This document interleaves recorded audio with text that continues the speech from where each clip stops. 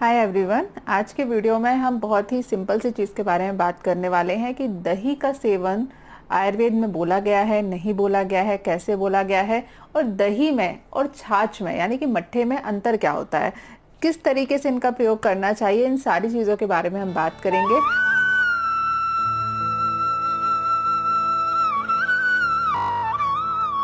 मैं आप लोगों को समझाऊं पढ़ाऊं उससे पहले मैं आपको रेफरेंस बता देती हूँ कि आज का जो ये पूरा टॉपिक है ये मैंने कंपाइल किया है आयुर्वेद की सभी संहिताओं से।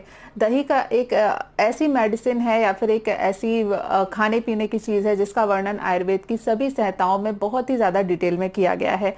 आचार्य चरक ने अन्नपान विज्ञानी अध्याय में बहुत ही डिटेल में सभी प्रकार के दही का वर्णन किया गया है। आचार्य सुश्रुत ने सूत्र स्थान के द्रव विज्ञानी अध्याय में बहुत ही डिटेल में वर्णन किया है। इसके अतिरिक्त दही के ऊपर जो एक्सटेंसिव रिसर्च करी है वो भाव प्रकाश ने करी है। भाव प्रकाश ने 7 प्रकार के अलग अलग प्रकार के जो दही होते हैं, जो छाछ होते हैं, मट्ठे होते हैं और इनके भी अलग अलग टाइप जो होते हैं उन सभी के बारे में डिटेल डिस्कशन किया हुआ है। तो इन सभी संहिताओं से कंपाइल करके मैंने आपके लिए ये वीडियो प्रिपेयर किया है। आई होप आपको वीडियो पसंद आए। प्लीज़ यदि पसंद आ रहा है तो कमेंट करके ज़रूर बताइएगा क्या अच्छा लगता है, क्या अच्छा नहीं लगता, ये सारी चीज़ें मुझे बताइए, तभी मुझे पता चलेगा कि किस तरीके के वीडियो आप देखना चाहते हैं। चलिए अब हम वीडियो स्टार्ट करते हैं। हम समझ लेते हैं कि दही क्या होता है। दही क्या है, ऑब्वियसली चीज़ है, सभी लोग जानते हैं दही क्या है, लेकिन इसकी आयुर्वेद की प्रॉपर्टीज़ क्या है। दही के जो रस होता है उसे आयुर्वेद में अम्ल रस कहा गया है। यानी कि दही जो होता है ये स्वाभाविक रूप से खट्टा होता है। भले ही आप इसको संस्कार करके ताज़ा बना के मीठा बना दें, लेकिन इसका जो स्वाभाविक रस है वो हमेशा ही खट्टा रहेगा, अम्ल रस प्रधान होता है ये। इसका जो विपाक है वो भी अम्ल रस होता है। यानी कि शरीर में जाने के बाद, पचने के बाद में यह शरीर के अंदर खटास पैदा करता है। आपके ब्लड में थोड़ा सा जो पीएच लेवल है उसको एसिडिक करने वाला होता है और उसके साथ साथ में बॉडी के अंदर और भी जितनी भी अम्लीय चीजें हैं उनको पैदा करने वाला होता है। यानी कि आपके शरीर के अंदर अम्लता को पैदा करने वाला होता है।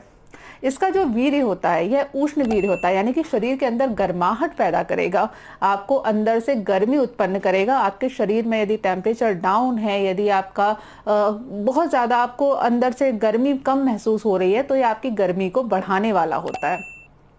इसके अलावा जो इसके गुण होते हैं ये अभिषंधी होता है। यानी कि शरीर के अंदर बहुत ही ज़्यादा चिकनाहट पैदा करने वाला होता है। इसका जो गुण होता है यह गुरु होता है, यानी कि पचने में भारी होता है और अग्नि को मंद करने वाला होता है। यानी कि आपकी जो अग्नि है उसको थोड़ा सा कम करने वाला होता है। अब ये सारी जो हमने प्रॉपर्टीज़ पढ़ी, इनका प्रैक्टिकल एप्लीकेशन क्या है।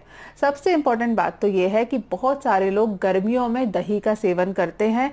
यह बिल्कुल ही कॉन्ट्रा इंडिकेटेड है। दही जो है यह उष्ण प्रवृत्ति का है, आपके शरीर के अंदर गर्माहट को पैदा करता है। यदि आप दही का सेवन गर्मी के मौसम में करोगे तो यह आपको नुकसान पहुंचाएगा, आपको बहुत ही अलग अलग प्रकार के रक्तज व्याधियां उत्पन्न करने वाला होता है। दही जो होता है यह शरीर के अंदर रस धातु, मांस धातु, मेद धातु और शुक्र धातु को बढ़ाने वाला होता है। लेकिन यदि आप इसका गलत तरीके से प्रयोग करोगे तो आपके शरीर में रक्त धातु की दुष्टि करने वाला होता है। साथ ही साथ आपके शरीर से किसी भी प्रकार से ब्लड को निकालने वाला होता है ना, गर्मियों में नाक फूट जाती है, पेशाब में जलन होने लगती है, मल में से दुर्गंध आती है और मल में से कच्चे खाने बाहर निकलने लगते हैं, मल गर्म हो जाता है, मल पास करते समय एनाल कैनाल में बर्निंग पैदा हो जाती है। इस प्रकार की जो बीमारियां होती है वहां पर दही का प्रयोग नहीं करना चाहिए, ये नुकसान करेगा। इसके अलावा दही का एक बहुत ही इंपॉर्टेंट फंक्शन होता है कि यह पचने में भारी है। बहुत सारे लोग खाने के साथ में दही का प्रयोग करते हैं और स्पेशली जब वो बहुत कुछ अच्छा खाना खा रहे होते हैं, मतलब कि जब खाने में बहुत ही सारी 56 भोग बना रखे हैं उन्होंने, तब वो दही का सेवन करते हैं। दही का सेवन खाने के साथ में निषेध किया गया है। पहली बात तो आपको खाने के साथ इसका सेवन नहीं करना है। यदि कर भी रहे तो आपको खाना खाने से पहले इसका सेवन करना चाहिए, क्योंकि यह पचने में भारी है। इसको पचने में ज़्यादा एनर्जी की ज़रूरत पड़ती है, ज़्यादा जठराग्नि की ज़रूरत पड़ती है। यदि आप खाना खा लोगे तो उससे आपकी जठराग्नि ऑटोमेटिकली मंद हो जाती है और खाने के लास्ट में यदि आप दही का सेवन करोगे तो उससे आपकी जठराग्नि जो है वो और भी ज्यादा मंद हो जाएगी। तो दही पचेगा नहीं तो फिर ये बहुत सारी अलग अलग बीमारियों को पैदा करेगा। ठीक है, पहली बात तो आपको दही खाने के पहले सेवन करना है।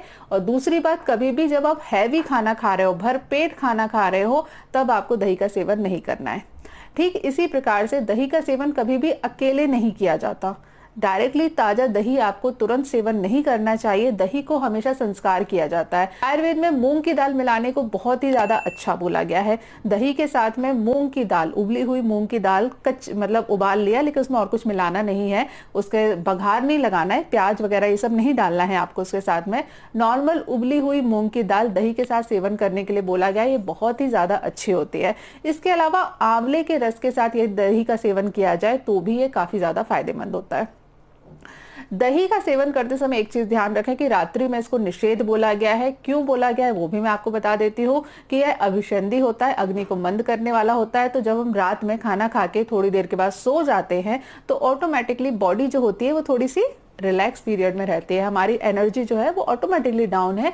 जठराग्नि रात के प्रभाव के कारण ऑटोमेटिकली डाउन हो जाती है। यदि आप रात में दही का सेवन करोगे तो इससे आपकी जठराग्नि और मंद हो जाएगी और आपको काफी प्रकार के अग्नि से होने वाले जो डिसऑर्डर है वो हो सकते हैं।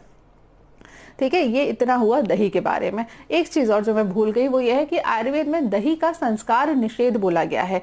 दही को कभी भी अग्नि संस्कार नहीं किया जाता। दही को गर्म करना आयुर्वेद के हिसाब से निषेध है। ये विरुद्ध आहार में कन्वर्ट हो जाता है यदि आप दही को गर्म करते हो। अब यहाँ पर मैं एक चीज क्लियर कर दूं, कुछ लोग बोलेंगे कि यदि हम दही को गर्म नहीं करेंगे तो फिर हम घी कैसे बनाएंगे, घी तो ऐसे ही बनता है। तो यहाँ एक चीज समझ लीजिए, जब दही को संस्कार करने की बात हो रही है तो इस तरीके से हो रही है कि आपने उसको थोड़ा सा गर्म किया है और उसके साथ में कुछ ऐड किया है। यदि आपने दही को इतना गर्म कर दिया कि अब वो दही रह ही नहीं गया, जब हम दही से घी बना लेते हैं तो वहां फिर उस घी में दही नहीं रह जाता, वो पूरी तरीके से खत्म हो गया, वो पूरी तरीके से घी में कन्वर्ट हो चुका है या फिर वेस्ट के रूप में चला गया है। तो ऐसी कंडीशन में किया जा सकता है, लेकिन दही को, पर्टिकुलरली दही को गर्म करना आयुर्वेद में निषेध बोला गया है। बहुत सारे लोग जब भी कोई अच्छी डिश बनाते हैं, पनीर टिक्का और कुछ फलाना ढिमकाना, जो भी अच्छी लजीज लाजीज डिश होती है उसमें दही का इस्तेमाल करते हैं। ये विरुद्ध आहार की श्रेणी में आता है। आप दही को कभी भी अग्नि संस्कार नहीं कर सकते। गर्म चीजों के साथ में दही का प्रयोग नहीं करना चाहिए। यह उस अन्न को विदाह युक्त कर देता है, यानी कि इस प्रकार का जो खाना आप खाओगे ये शरीर के अंदर जलन पैदा करेगा। कभी आपने नोटिस किया है कि जब आप कभी किसी रेस्टोरेंट में जाते हो, कहीं जाते हो, वहां पर आप इस तरीके का खाना खाते हो तो अक्सर अगले दिन एसिडिटी हो जाती है। ज्यादातर ऐसा होता है कि आपको एसिडिटी हो जाती है। वही चीज जब आप घर पे बनाते हो, ये सारी चीजों का इस्तेमाल नहीं करते हो, जब आप घर पे एक नॉर्मल तरीके से कुछ बनाते हो तो आपको नुकसान नहीं करता। यह एक बेसिक कॉन्सेप्ट होता है कि यदि आप दही का इस तरीके से उपयोग करोगे, सब्जी बनाते समय, ग्रेवी बनाते समय या फिर किसी भी डिश में दही का इस्तेमाल करोगे तो यह नुकसान पहुंचाएगा। ठीक है, तो ये हुई दही से रिलेटेड कुछ मेन बातें। अब चलते हैं, अगला जो टॉपिक है हमारा वो है छाछ, मट्ठा। अब मॉडर्न के हिसाब से दही और मट्ठा दोनों सेम चीज है, पर आयुर्वेद में दही और मट्ठा दोनों को बहुत ही ज्यादा अलग अलग बोला गया है। आचार्य सुश्रुत ने दही का पूरा वर्णन करने के बाद स्पेशली एक चैप्टर दे रखा है तक्र वर्ग के लिए, यानी कि जो मट्ठा बनेगा उसके लिए पूरा एक डिटेल अलग डिस्कशन कर रखा है। अब मट्ठे की अगर हम बात करें, मट्ठा जो होता है यह मधुर अम्ल रस होता है। अभी हमने पहले दही पढ़ा, दही हमेशा ही अम्ल रस का होगा, लेकिन जो मट्ठा है, जो तक्र है, ये मधुर अम्ल रस का होता है। अब मट्ठा बनता कैसे है, यहाँ आप थोड़ा सा समझ लीजिए कि मट्ठे में क्या हो रहा है। हमने दही लिया, दही के साथ खूब सारा पानी ऐड किया, जितना दही होता है उससे लगभग 2 गुना पानी ऐड किया जाता है। उसके बाद उसको मथते हैं, मथनी जो होती है उससे उसका मथा जाता है, और आजकल तो मिक्सी आ गई है तो मिक्सी में डालकर उसको फेंट दिया जाता है बहुत ज़्यादा। तो उससे क्या होता है, उसकी प्रॉपर्टीज चेंज हो जाती है। अब जो थोड़े से ज़्यादा मॉडर्न वाले होंगे उनको शायद ये चीज़ समझ में नहीं आए, लेकिन आयुर्वेद में जब समुद्र मंथन हुआ था, जब आप लोगों ने सुना होगा कि समुद्र मंथन से ही अमृत की और विष की उत्पत्ति हुई थी। जब हम किसी भी चीज़ को मथते हैं तो उसकी प्रॉपर्टीज में चेंज आता है। एटलीस्ट कम से कम आयुर्वेद इस कॉन्सेप्ट के ऊपर यकीन रखते हैं। जब आप दही में काफ़ी सारा पानी मिलाकर उसका मंथन करते हैं तो उसके संस्कार चेंज हो जाते हैं, उसकी जो प्रवृत्ति है उसमें काफ़ी ज़्यादा अंतर आ जाता है। पानी को ऐड करने से, उसके बाद मंथन करने के बाद जो दही का रस है वो चेंज हो जाता है। जो पहले जो दही था जो कि अम्ल रस था, वही मट्ठे में कन्वर्ट होने के बाद में मधुर और अम्ल रस का हो जाता है।